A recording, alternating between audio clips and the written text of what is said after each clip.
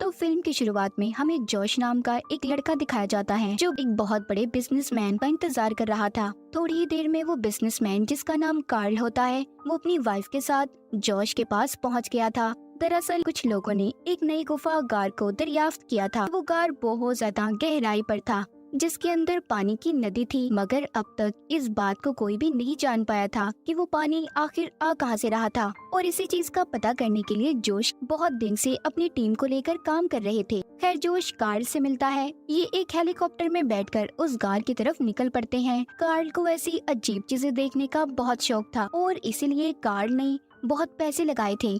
ये उस गार तक पहुंच जाते हैं तो कार्ल की वाइफ भी ये सब देखकर काफी हैरान होती है। अब ये जब उस जगह पर पहुंचकर हेलीकॉप्टर को लैंड करते हैं तो कुछ वर्कर्स अपना सामान लेकर वहां से जा रहे थे। कार्ल जब उनसे जाने की वजह पूछता है तो वो बताते हैं कि हमें पता चला है कुछ देर में यहाँ पर खतरनाक तूफान आने वाला है, तो आपको भी यहाँ से चले जाना चाहिए। और जो गार के अंदर जोश के डैड की टीम काम कर रही थी, ये लोग उन्हें भी निकालना चाहते थे, मगर कार्ल इतनी दूर से आया था। वो कहता है अब कुछ भी हो जाए हम तो इस गार के अंदर नीचे जरूर जाएंगे। हम गार के अंदर देखते हैं जो 2 किलोमीटर नीचे गहराई पर था। उसके अंदर जोश के डैड की टीम अभी भी अपना पूरा सेटअप लगाकर काम कर रही थी। एक फीमेल वर्कर जो तैरने में बहुत अच्छी थी, वो इस बात को जानने की कोशिश कर रही थी कि आखिर इस गार के अंदर पानी आ कहां से रहा है और ये इतनी बड़ी है कि खत्म किधर होती है। इसीलिए आज वो एक नई रास्ते पर जाने वाली थी। तभी जोश के डैड की टीम का एक आदमी ये नोटिस करता है कि वो फीमेल वर्कर धूप ना मिलने की वजह से बहुत कमजोर हो गई है, क्योंकि कई दिन से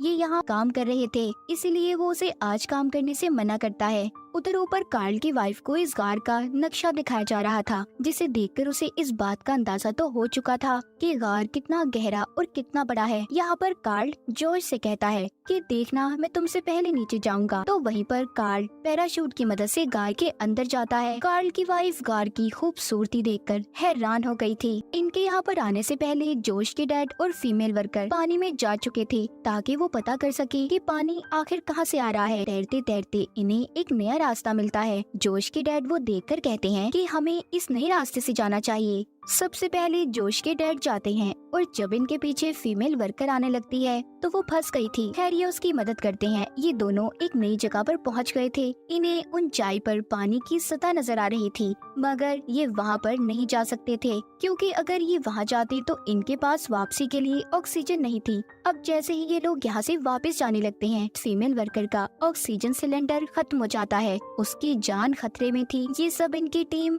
मॉनिटर पर देख रही होती है। ऑक्सीजन सिलेंडर इतनी दूर थे कि अगर ये वापस उन्हें लेने जाते तो रास्ते में ही मर जाते। इसीलिए यहाँ पर जोश के डैड एक फैसला लेते हैं। वो अपना ऑक्सीजन मास्क उतारकर अपनी वर्कर को लगा देते हैं। फिर कुछ देर के बाद उन्होंने खुद लगा लिया था। अब ऐसा करते हुए इन्हें सांस तो आ रहा था, मगर ये तैर नहीं सकते थे और इस तरह दोनों ही मर जाते। तो इसीलिए जोश के डैड दिल पर पत्थर रखकर ये फैसला लेते हैं कि वो अपना ऑक्सीजन मास्क अपनी वर्कर से वापस ले लेंगे। वो अपनी वर्कर को दूर धकेल देते हैं, जिससे उसकी वहीं पर मौत हो गई थी। सब लोग ये देखकर बहुत उदास थे, मगर ये करते भी तो क्या, इनके पास कोई और रास्ता भी नहीं था। ये सब देखकर जोश को गुस्सा आ रहा था, क्योंकि उसे कसूरवार अपने ही डैड नजर आते हैं।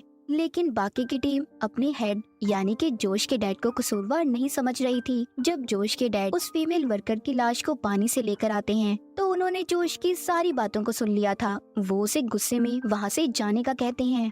जोश भी अपने डैड की बातें सुनकर वहाँ से जा चुका था। जब कार्ल इनके पास आता है तो ऊपर दिखाया जाता है बहुत बड़ा तूफान आने वाला था। ऊपर के लोग अपना सामान समेटकर यहाँ से चले जाते हैं। तेज बारिश की वजह से सभी इक्विपमेंट्स, इलेक्ट्रॉनिक डिवाइसेस खराब हो चुकी थी, इसीलिए ये लोग नीचे कार में उन्हें भी नहीं बता सकते थे। नीचे कार से जब जोश और उसके साथी कार से बाहर निकलने की कोशिश कर रहे थे तो उन्हें एक आवाज आती है। असल में ये आवाज पानी की थी। अब इनके पास 2 ही रास्ते थे, या तो ये जल्दी से इस गार से बाहर निकल जाएं या फिर उन रास्तों से दूर हो जाएं जहाँ से पानी आने वाला था। गार में बहुत तेज पानी आने लगता है। जब ये ऊपर की तरफ जाने लगते हैं तो इनकी रस्सी खींचने वाला कोई भी नहीं था, क्योंकि ऊपर से तो सब जा चुके थे। इनमें से तो लोग ऊपर चढ़ने की कोशिश करते हैं तो पानी का भाव इतना तेज हो जाता है जिस वजह से वो नीचे गिर गए थे। जोश के साथ जो आदमी था वो दोनों ऊपर की तरफ पहुंच जाते हैं। अगर ये चाहते तो ये अब यहाँ से जा सकते थे, मगर जोश कहता है नहीं, मैं ऐसे अकेले नहीं जाऊंगा, मैं अपने डैड और नीचे लोगों को मुसीबत में छोड़कर नहीं जा सकता, इसीलिए ये उन्हें तूफान के बारे में बताने नीचे की तरफ चला जाता है। जब ये जा रहा था तो गार में पानी भरना शुरू हो जाता है। पानी लगातार गार में आ रहा था। उधर जोश के डैड की टीम कार्ल और उसकी वाइफ थी। जोश के डैड इन्हें नए रास्ते पर चलने का कहते हैं। यहाँ पर गार में, जहाँ पर कुछ देर पहले कुछ भी नहीं था, अब वो गार समंदर की तरह भर चुका था। कार्ल और उसकी वाइफ भी यहाँ पर आकर पछता रहे थे कि आखिर उन्होंने यहाँ पर आने की गलती क्यों की। इनके पास भी जोश के डैड की बात सुनने के अलावा कोई और रास्ता नहीं था। सबसे पहले जोश के साथ जो आदमी था वो जाता है और उसके पीछे जोश था, मगर पानी के भाव की वजह से वो नीचे गिर जाता है। उसका सर एक पत्थर से टकरा गया था। जोश जब उसे बचाने की कोशिश करता है तो वो पानी में ही कहीं पर गायब हो गया था। जोश के डैड सबको यहाँ पर बताते हैं कि मैंने और मेरी वर्कर ने एक रास्ते को ढूंढा था, हमें उसी रास्ते से निकलना होगा। ये पांचों अपने स्वयं तैरने वाले सूट पहन लेते हैं। इनमें से कार्ल की वाइफ को तैरना नहीं आता था, इसीलिए जोश के डैड उससे कहते हैं कि तुम्हारे साथ इस सफर में जोश रहेगा जो तुम्हें सहारा देगा। अब एक एक करके ये सभी उस तंग रास्ते से निकल जाते हैं, मगर घबराहट की वजह से कार्ल की वाइफ उस रास्ते में ही फंस गई थी। जोश उसे हौसला देता है कि नहीं, तुम कर सकती हो। खैर ये उस रास्ते से बाहर निकल गए थे, मगर कार्ल की वाइफ की हालत बहुत खराब हो जाती है। कार्ल अपनी वाइफ को सहारा देकर बिठाता है। यहाँ पर कार्ल कहता है कि हमें ऐसी कोशिश नहीं करनी चाहिए, हमें रेस्क्यू टीम का इंतजार करना होगा, वो हमें आकर बचा लेंगे। मगर अब ऐसा नहीं हो सकता था। इस रास्ते के बारे में कोई भी नहीं जानता था।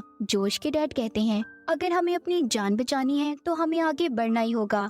न चाहते हुए भी कार्ल और उसकी वाइफ को जोश के डैड की बात को मानना पड़ता है। ये लोग आहिस्ता आहिस्ता आगे बढ़ रहे थे, मगर इनमें अब एक वर्कर की हालत खराब हो जाती है। ये सभी एक ऐसे रास्ते पर पहुंच गए थे जहां पर से पानी बहुत तेजी से गुजर रहा था। पानी का बहाव इतना तेज था कि अगर कोई इंसान उसमें गिर जाता तो फौरन उसकी मौत हो जाती। मगर अब भी ये फैसला करते हैं कि ये रस्सियों के सहारे उस रास्ते को पार कर लेंगे। जिस वर्कर की हालत खराब हो रही थी वो खुद ही एक जगह पर रुक जाता है। वो जोश और उसके डैड से अलग हो गया था ताकि वो जल्दी से ये जगह पार कर सके, क्योंकि वो जान गया था कि वो अब जल्दी ही मर जाएगा। जबकि जोश के डैड और जोश उसे ढूंढ रहे थे, मगर वो उन्हें कहीं पर भी नहीं मिलता। अब बचे थे तो सिर्फ 4 लोग। जब ये थोड़ा सा आगे आते हैं तो कार्ल एक जगह पर रुककर तस्वीरें बनाने लगता है। ये देखकर जोश के डैड को गुस्सा आ गया था। वो कार्ल से कैमरा लेकर कहते हैं कि हम यहाँ पर किसी सैर पर नहीं आए हैं, मेरे बहुत से लोग मर गए सिर्फ तुम्हारी वजह से। अब तुम्हें वही करना होगा जो मैं कहूँगा।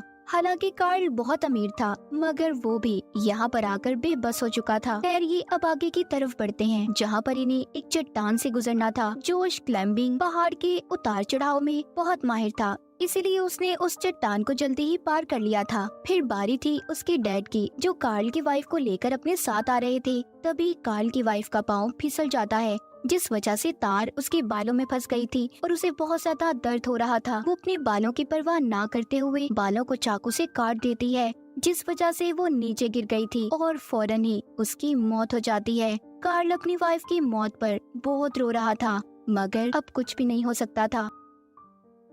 ये तीनों दूसरी साइड पर पहुंच जाते हैं। कार्ल की हालत बहुत खराब होती है। जोश के डैड कहते हैं नक्शे के लिहाज से हमने बहुत लंबा सफर तय किया है, लेकिन अब इनके पास ऑक्सीजन की कमी थी। एक आदमी ही पानी में जा सकता था। जब जोश के डैड और जोश रास्ते का जायजा ले रहे थे तो कार्ल धोखे से सिलेंडर लेकर पानी में चला जाता है, जिस वजह से जोश और उसके डैड वहीं पर फंस गए थे। कुछ देर के बाद जोश के डैड को एक रास्ता नजर आता है जहाँ से इन्हें जंगल नजर आ रहा था, लेकिन वो भी इनसे काफी दूर था। तभी वहीं पर इन्हें एक टैंक मिलता है। उस टैंक में इन्हें कुछ खाने पीने का सामान भी मिला था।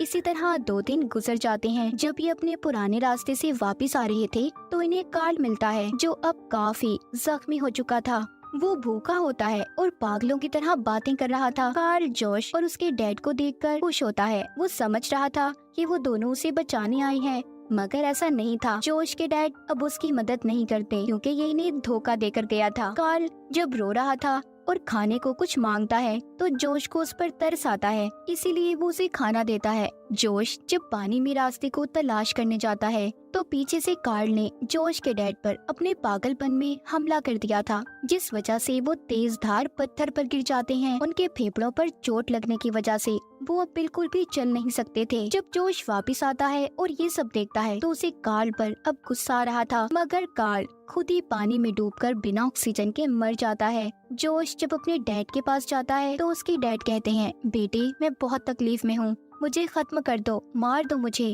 मैं ये सब और बर्दाश्त नहीं कर सकता। ना चाहते हुए भी जोश को अपने डैड को वहीं पर छोड़ना पड़ता है। वो एक छोटे से ऑक्सीजन सिलेंडर को लेकर पानी में कूद गया था। वहीं पर उसे कार्ल की लाश भी नजर आती है। थोड़ी दूर आने पर भी उसे कुछ दिखाई नहीं देता। उसकी ऑक्सीजन भी खत्म होने वाली थी, तभी उसे रोशनी दिखाई देती है। जब ये तैरकर थोड़ा सा आगे बढ़ता है तो इस समंदर के रास्ते बाहर आ गया था। वो खुले समंदर में जाकर सांस लेता है। मछुआरे जो समंदर के किनारे बैठे थे वो उसकी मदद करते हैं। जोश उस खतरनाक गार से बाहर आ गया था, मगर उसने इस सफर में अपने बहुत से प्यारों को खो दिया। के साथ इस फिल्म की कहानी भी यहीं पर खत्म हो जाती है।